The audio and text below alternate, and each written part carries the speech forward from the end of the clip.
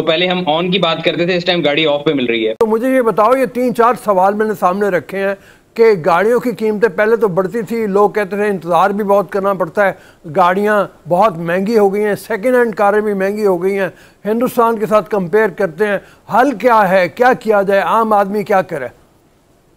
Sir step wise बताते हैं sir. सबसे पहले तो जब गाड़ियां, कोविड आया था, जिस आपने बताया कि चिप्स जो थी गाड़ियों की, जो माइक्रो चिप्स होती हैं, वो शॉर्ट हुई थी, तो जिसकी वजह से सप्लाई डिसरप्शन हुई थी। और उसके बाद हुआ ये कि जब इकोनॉमी जो है आहिस्ता आहिस्ता अपने पाथ पे वापस आना शुरू हुई, तो स्टेट बैंक को याद आया कि हमारे पास डॉलर्स नहीं है, तो स्टेट बैंक ने जो CKD इंपोर्ट होती है, जो कि गाड़ियों की कंप्लीटली नॉकडाउन किट्स होती हैं, उनकी जो इंपोर्ट आके सामान पड़ा हुआ था तकरीबन मई से, उनकी LC खोलने से मना कर दिया, और वो सामान काफी अरसे से पड़ा रहा। जब वो पड़ा रहा तो गाड़ियों की प्रोडक्शन नहीं हुई, तो मार्केट में सप्लाई का एक और गैप आ गया। लेकिन उस गैप से ये नहीं हुआ कि डिमांड जो है बहुत ज्यादा होगी, बल्कि गाड़ियां इतनी ज्यादा महंगी हो चुकी हैं डॉलर प्राइस ऊपर जाने की वजह से, कि इस टाइम पे अगर आप जाके मार्केट में सर्वे करें, तो पहले हम ऑन की बात करते थे, इस टाइम गाड़ी ऑफ पे मिल रही है।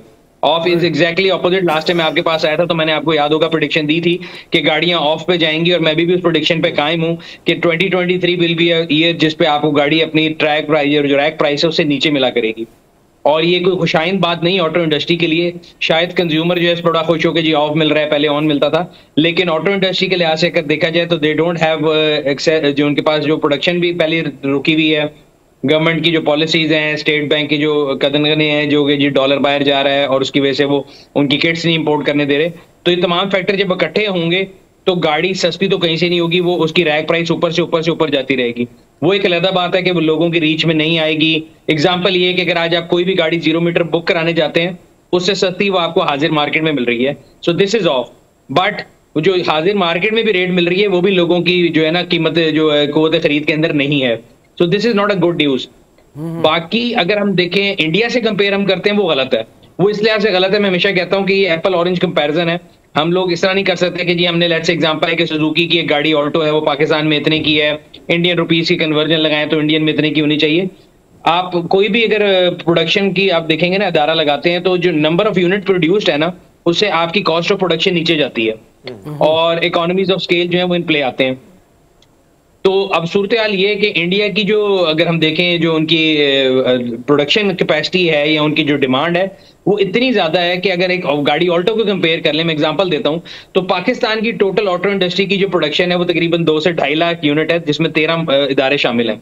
इंडिया में अकेली मारुति जो है, मतलब ऑल्टो जिसको हम कहते हैं, वही 10 लाख के करीब बनती होगी। तो it's an apple and orange comparison, वो जस्ट नहीं है। आप सिंपल करेंसी कन्वर्जन मल्टीप्लाई करके आप उसका रेट नहीं निकाल सकते। उनको बहुत ज्यादा एज हासिल है अपनी इकोनॉमी के बड़े होने का। अच्छा जी हरमीत। अच्छा सर, जिस तरह आपने जिक्र किया, एक तरफ तो आपने इंडस्ट्री की बात की कि कहीं ना कहीं अब नुकसान जो है, हमने देखा है कि एक वक्त था कि बहुत ज़्यादा गाड़ियां जो हैं इंपोर्ट की जाती थी, उस पर भी पाबंदी लग गई है। अब आप कैसे देखते हैं कि क्या आने वाला जो वक्त है, एक तरफ हम देख रहे हैं कि जिस किस्म की सिचुएशन है, इन्फ्लेशन रेट्स को अगर हम देखें तो भी हालात अब बड़े ख़तरनाक हमें दिखाई दे रहे हैं। दूसरी जानिब अगर गाड़ियों की बात की जाए, इंडस्ट्री की बात की जाए, तो क्या आपको लगता है दुनिया भर में हम देखते हैं कि सेकेंड हैंड जितनी गाड़ी होती है वो बड़ी सस्ती होती हैं, लेकिन पाकिस्तान में उसकी कीमतें और बढ़ती जा रही हैं, तो इससे नुकसान इंडस्ट्री का कितना नुकसान होगा सर? देखिए, सेकंड हैंड गाड़ी का इंडस्ट्री से उस तक ताल्लुक कोई नहीं है, बिकॉज उन्होंने तो अपनी नई प्रोडक्शन करनी है। बट जो सेकंड हैंड मार्केट है उसमें भी करेक्ट रीजन ये होती है कि हम सारे जितने भी लोग हैं ना, मिनहसल कौम, हम लोग क्रिटिसाइज करते हैं ऑटो इंडस्ट्री को कि जी बड़ी महंगी हो गई गाड़ियां ये वो, लेकिन मेरे पास, आपके पास, रऊफ साहब के पास जो अपनी गाड़ी हमारे पास खड़ी है, जब हम वो बेचने जाते हैं तो हम कहते हैं जी साड़ी गाड़ी तो 10 दी उनवीदी हो गई, जो कि गलत हुआ। और एक जो लोगों ने अपनी गाड़ी की एक असेसमेंट बना ली, वो बड़ी गलत है। अगर आप मार्केट में जाएं, लोग ऐसे रेट मांग रहे होते हैं, कई तो लोग ऐसे हैं कि जो 0 मीटर से ज्यादा रेट मांग रहे होते हैं। मैं उन्हें कहता हूँ भाई आज जाके बाजार चेक करो, 0 मीटर गाड़ी इतने की है, तुम मुझसे ज्यादा मांग रहे हो। Then they revise their expectation. तो मुझे ये लगता है कि ये जो लोगों की एक्सपेक्टेशन है, ये 1, 2, 3 महीने के अंदर बिल्कुल रिवाइज हो जाएगी। और जो यूज गाड़ियों की मार्केट में एक जो है ना हिजान आया हुआ है, और लोगों को लगता है कि ये पता नहीं कोई प्राइस बॉन्ड है उनके पास कि वो निकल आया और वो बहुत महंगा हो गया है, तो ऐसा नहीं होगा। ये जो ट्रिकल डाउन इफेक्ट है, ये पास करेगा जब नई गाड़ी सस्ती हो रही होगी और वो नहीं बिक्री होगी, तो ऑब्वियसली जो यूज कार मार्केट है उसके अंदर भी इसके इम्पैक्ट आएगा।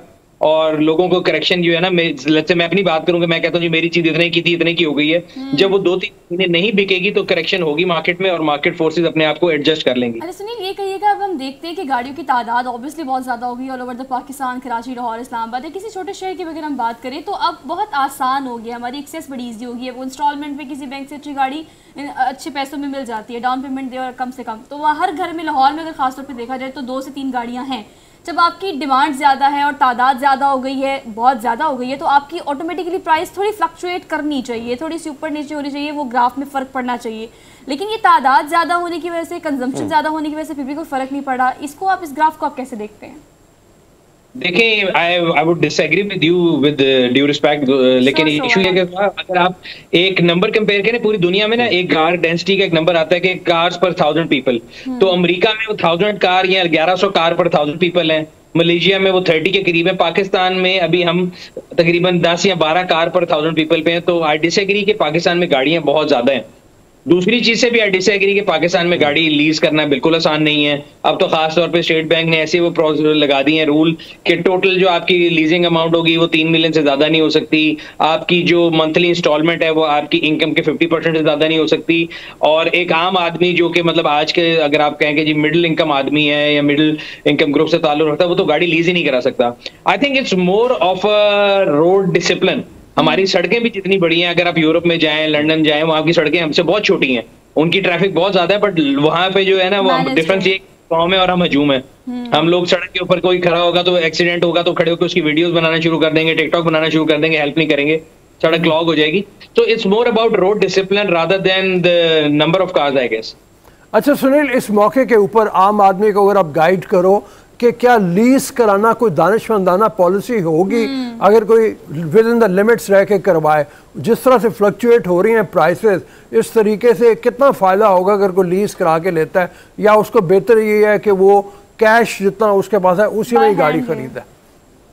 सर आई गेस आजकल जो पाकिस्तान में डेप्रिसिएशन है, जिस तरह गाड़ियों की प्राइसेस ऊपर जाती हैं, तो गाड़ी लीज करा के आपको नुकसान कोई नहीं है। क्योंकि होता ये, लेट्स से मैंने गाड़ी लीज कराई और वो 10 लाख की थी, मुझे वो 15 लाख की पड़ गई लीज के मौके के बाद, बट मैंने किस्तों पे आसानी से पैसे दे दिए। जब वो 5 साल खत्म होंगे तो 15 वाली भी मुझे 18, 19, 20 की बिक जाती है। तो उस लिहाज से तो anybody is covered in that sense, because वो डेप्रिसिएशन इतनी हो रही है।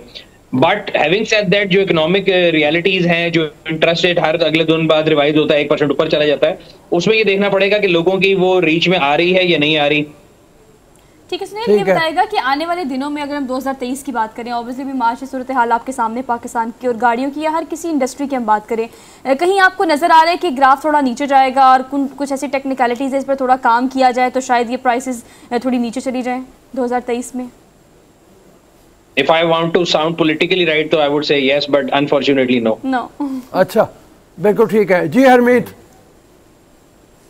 अच्छा सुनील साहब, एक और चीज़ अगर हम देखें, अब इंडस्ट्री जो है उसमें बाहर की दुनिया को अगर हम देखें तो इलेक्ट्रॉनिक कार जो है, अब चाइना से भी बात की जा रही है कि हम वहाँ से कुछ मंगवाएंगे, इस तरह बातें तो बड़ी गर्दिश कर रही हैं, लेकिन दुनिया जो है वो कहीं ना कहीं बदल रही है। यहाँ पे हम देख रहे हैं कि पेट्रोलियम मसनूआत की अगर बात की जाए तो अरब जो है उसने भी इस चीज़ से अब उनको अंदाज़ा हो गया है, कहीं ना कहीं इंडस्ट्री कहीं और शिफ्ट कर रहे हैं, तो ये चीज़ें बदलती जा रही हैं। इस लिहाज से आप पाकिस्तान को कैसे देखते हैं कि हम कहाँ खड़े हैं, हमें क्या करना है, किन किन चीज़ों पर ज़्यादा फोकस हमें करना चाहिए होगा?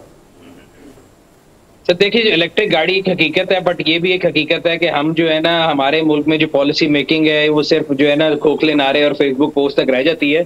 अगर आपको याद हो, पिछली गवर्नमेंट में इलेक्ट्रिक गाड़ी के बारे में बड़ा शोर ववेला मचा था और मैंने इधर ही आपके प्रोग्राम में बैठ के कहा था कि सिर्फ अशरफिया की गाड़ियां आ रही हैं, आम आदमी की जो गाड़ी है वो उसकी रीच में नहीं है इलेक्ट्रिक गाड़ी। और एक चिकन एंड एग प्रॉब्लम है कि आप गाड़ियां तो लेके आ रहे हैं बट चार्जिंग नेटवर्क ही नहीं है। सो मैं खुद इस चीज का शिकार हूं। मैं इलेक्ट्रिक गाड़ी लेके अगर यहाँ से फैसलाबाद गया हूँ पिछले महीने, तो मुझे पता है मेरे साथ जो हुई है, ना चार्जिंग नेटवर्क अवेलेबल है, जो नेटवर्क अवेलेबल है वो रिलायबल नहीं है। और अगेन जो इलेक्ट्रिक गाड़ियां हैं हमारे यहाँ पे दुनिया में जो गाड़ियां इलेक्ट्रिक बन रही हैं वो गो ग्रीन का नारा है कि जी एनवायरमेंट फ्रेंडली हूँ। हमारे यहाँ वो नारा ही फ्लॉड है। हम पहले फर्नेस ऑयल से बिजली बनाते हैं, उस बिजली से गाड़ी चार्ज करते हैं और फिर सुनील साहब बड़ा अच्छा कूल साउंड करने के लिए कहते हैं कि आई एम ऑल ग्रीन। सो ये नारा फ्लॉड है। हम बाकी टेक्नोलॉजी एडॉप्शन में दुनिया में बड़ी स्पीड में गए हैं। मोबाइल फोन हो गए, 3G 4G में हम दुनिया में कहीं चले जाएं, पाकिस्तान में जितना इंटरनेट अवेलेबल है दुनिया में कहीं नहीं होता। बट अनफॉर्चुनेटली इलेक्ट्रिक गाड़ियां, इलेक्ट्रिक एडॉप्शन में हमारे तरफ जो है ना वो एफर्ट मुझे लगता है कि वो सिंसियर एफर्ट नहीं की गई, और ये चंद लोगों के, चंद अशरफिया के लिए टॉयज हैं जिनको खुश करने के लिए वो मंगा लेते हैं, वो अपने घर पे चार्जर भी लगा लेते हैं, उनके घर पे सोलर भी लगा होता है। आम आदमी के लिए आई डोंट थिंक सो कि it will reap any benefits until ये 2 व्हीलर और 3 व्हीलर के अंदर जो हमारी गवर्नमेंट जो पॉलिसी लेके आए कि आपके मोटरसाइकिल, रिक्शा, पब्लिक ट्रांसपोर्ट, ये अगर इलेक्ट्रिक पे शिफ्ट होगी तभी रेवोल्यूशन आएगा। 10-12 घरों के अंदर अगर ऑडी की गाड़ियां या पोर्शे की गाड़ियां खड़ी होने से रेवोल्यूशन नहीं आएगा। अच्छा सुनील, ये बताओ कि कुछ अर्सा पहले, पिछले साल भी जब हम आपसे बात कर रहे थे तो ये हो रहा था कि चाइनीज़ कंपनियां बहुत सारी आ रही हैं जिसकी वजह से कारों की मार्केट के ऊपर कुछ असर पड़ रहा है। वो अब जो हाल देख रहे हैं पाकिस्तान का, क्या मतलब ऐसे हालात लगते हैं कि वो मायूस हो जाएं, कंपनियां कम हो जाएंगी, उनकी वजह से कोई फ़र्क पड़ा है मार्केट पे या नहीं पड़ा? सर बिल्कुल पड़ेगा। ये तो मैं आपको बड़ा क्लियरली बता दूं कि पाकिस्तान में मैं तो हमेशा कहता हूं कि जो भी ऑटो मैन्युफैक्चरर आया है वो आके इस टाइम सोच रहा होगा कि मैं यहाँ पे क्यों आया था, बिकॉज कोई भी इन्वेस्टर हो किसी भी पॉलिसी में आ रहा हो तो वो सोचता ही है कि यार मैं जहाँ पे आ रहा हूँ मुझे जो पॉलिसी बताई गई थी वो पॉलिसी इंटैक्ट है या नहीं है, मेरा बिजनेस इंटरेस्ट सेफ गार्ड हो रहा है कि नहीं हो रहा, और अगर उसका बिजनेस इंटरेस्ट सेफ गार्ड नहीं होगा तो ऑब्वियसली वो परेशान होगा। तो ऑटो इंडस्ट्री की अगर हम बात कर लें तो जिस तरह एलसीज नहीं खुल रही, 7-8 महीने से वो बैठे हुए हैं। एक और इधर एग्जाम्पल मेरा ख्याल है फूड फॉर थॉट है, मैं कल ये रिसर्च कर रहा था, मोबाइल फोन जो है उसकी गवर्नमेंट ने पॉलिसी बनाई थी कि आप लोकल प्रोडक्शन करेंगे और पीटीए टैक्स बहुत ज्यादा होगा। तो मेरी इन्फॉर्मेशन के मुताबिक 3-4 इदारे हैं जो कि बंद हो रहे हैं, बिकॉज उनको भी एलसी नहीं खोलने दी जा रही। जब सामान नहीं आ रहा तो यहाँ पे फोन कैसे बनाएंगे? तो जहां भी पॉलिसी जो है वो सीसो की तरह चल रही होंगी तो वहां इन्वेस्टर का जो कॉन्फिडेंस है वो जरूर शेक होता है। अच्छा, इन्वेस्टर का जो कॉन्फिडेंस है वो भी शेक हो रहा है, और कंपनियां जो हैं वो भी इस वक्त तक जो चाइनीज़ गाड़ियां हैं उन्होंने मार्केट में कुछ तो जगह बनाई थी अपने, लेकिन वो जगह शायद नाकाफ़ी है। मेरे ख्याल में इतनी ज़्यादा नहीं है कि जिसको हम कहा जाए कि वो बहुत बड़े पैमाने पे उनके हुए हैं। लेकिन इसके बावजूद आप ये देखो कि किया की गाड़ियाँ बहुत ज़्यादा तादाद में आपको मिलती हैं। एमजी ने बहुत ज़्यादा अपनी गाड़ियाँ मतलब भेजी थी, लेकिन ये अपर क्लास की गाड़ियाँ हैं। लोअर लेवल के ऊपर आपको कोई गाड़ी ऐसी मेरे ख्याल में नज़र नहीं आई कामयाब जिसको आप कहें कि जिसकी बुनियाद के ऊपर मैथ्स लेवल के ऊपर कोई पॉपुलैरिटी हो। एंट्री लेवल पे कोई कंपटीशन आपको नहीं मिलेगा, आपको जितना भी कंपटीशन मिलेगा ऊपर प्रीमियम सेक्टर में मिलेगा, और वही मुझे नजर आता है कि अगले आने वाले दिनों में ये कंपटीशन में होगा ये कि जितने प्लेयर आए थे 12-13, जो हालात चल रहे हैं इसमें से मुझे लगता है कि 7-8 रह जाएंगे, 3-4 एग्जिट कर जाएंगे, which is not a good news for consumer point of view. Because देखिए कंज्यूमर का फायदा तब होता है जब परफेक्ट कंपटीशन होगा तो चीजें भी नहीं आएंगी, प्राइसेस का कंपटीशन भी होगा। बट ये फिर वही दोबारा वाली वही बात है कि चंद प्लेयर के हाथ में गेम आ जाएगी, बट इट्स अनफॉर्चुनेट, मगर ये रियलिटी है। अच्छा सुनील, ये बताएगा कि लास्ट डेज में एक अनाउंसमेंट भी हुई थी, इसमें काफ़ी यानी एम्बिग्विटी सी थी, आई डोंट नो कि वो ठीक थी या नहीं थी, लेकिन बहुत सारी कंपनीज जहाँ पर आपने बुकिंग कराई हुई थी वो कह रहे थे कि आपको आपके पैसे वापस कर देंगे बिकॉज प्राइसेस डबल ट्रिपल हो गई हैं, तो वी कुड नॉट अफोर्ड, और आपको आपकी जो अमाउंट है नेट अमाउंट वो वापस कर दी जाएगी। इस तरह की जो खबरें होती हैं वो कितना डैमेज करती हैं, और फिर ये मतलब इसमें कोई सदाकत थी भी या बस ऐसी ये वफा थी? नहीं, बिल्कुल थी, बिकॉज देखें वो मेरा ख्याल है तो कभी भी इतनी ज्यादा करेंसी डिवैल्यू नहीं की थी विद इन 3-4 मंथ के 20-30% का फर्क आ गया था, और वो कंपनीज ये कह रहे थे कि हम इस प्राइस के ऊपर गाड़ी नहीं दे सकते जो आपसे की हुई है, so either you take your money back और फिर आप नई प्राइस दे दें। तो उसके बाद से ही ऑटो इंडस्ट्री जो है वो तकरीबन आप समझ सकते हैं कि एक स्टैंड स्टिल के ऊपर आ चुकी हुई है, और यस दैट वाज ट्रू। और अब ये सूरत हाल है, मैंने आपको बताया कि अगर आज अब दिसंबर है, आप ये चेक करें कि डिमांड सप्लाई की गेम ये है कि कई इदारे ऐसे हैं जो आपसे कह रहे हैं कि अभी आए पैसे दें और गाड़ी लेके चले जाएं। तो जो 8-8, 6-6 महीने का गैप और वेट था वो खत्म हो गया है। बट ये एक कोई, मैं जहां से मैं देखता हूँ मुझे कोई अच्छा साइन नहीं लगता, मतलब ये एक कंज्यूमर को शायद बड़ा अच्छा लगे कि आज मैं जाऊं पैसे देके गाड़ी ले लूं, but from the point of view of industry and long term consumer benefit मेरे ख्याल से अच्छी न्यूज नहीं है।